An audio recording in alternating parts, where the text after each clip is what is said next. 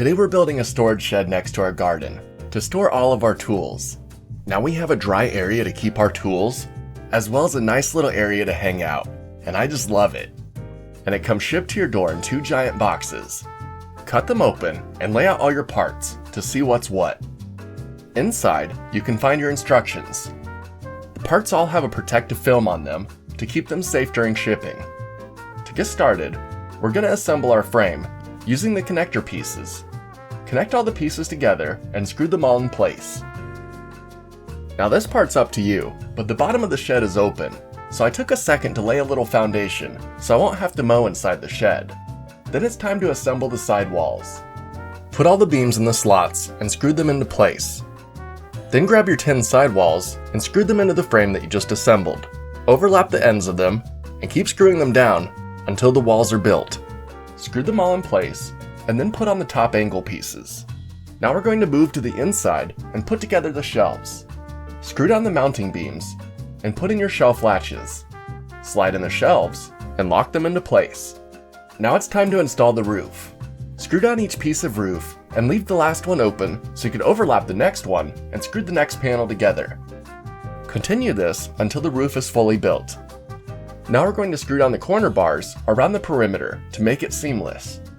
And finally, it's time to put together the doors. Screw all the sides to the middle panel and put in the support beams and lock. After the door is built, we're going to screw that into the open wall of the skinny side. Screw in the lock, and then that door is ready to go. Assemble the main barn doors in the same fashion. Then screw the door hinges into the shed walls. And like that, the shed is built. Next, I collected some river rock and I finished laying out the foundation on the inside. Then I repeated the design on the outside to make a little patio area. I wheeled out my solar generator, placed it on the patio, and then lined my solar panels across the roof. It fit perfectly. Now the shed has electric, and when I'm done using the generator, I can wheel it into the shed and store it for later. I put all my most used tools around the garden inside the shed, and still had room for a bigger item like a wheelbarrow, or even my scooter. The double barn doors makes it really easy to store bigger items. And then the small side door feels like you're entering a little clubhouse. It's about 5.6 feet tall at the highest side, so I can't fully stand up in it, but I don't mind. I just wanted a dry place to store my solar generator and other items, and it does just that.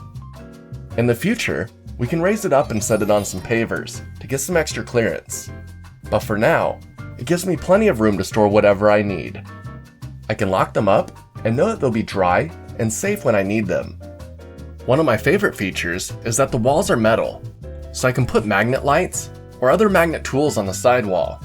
This opens up so many storage options and organization for me. After you get all the shelves and sidewalls on the shed, it feels really sturdy. Even with that lightweight frame, the whole thing only weighs 123 pounds, meaning you can move it with some friends. The only thing to consider is since it's lightweight, it's made with thin material. The tin walls and roof can easily be dented. I learned this the hard way during installation. So if you're worried about theft of your items, I feel like it wouldn't be that hard to break into. But again, I was just looking for a dry place to store my tools and my solar generator, and for that, it's perfect.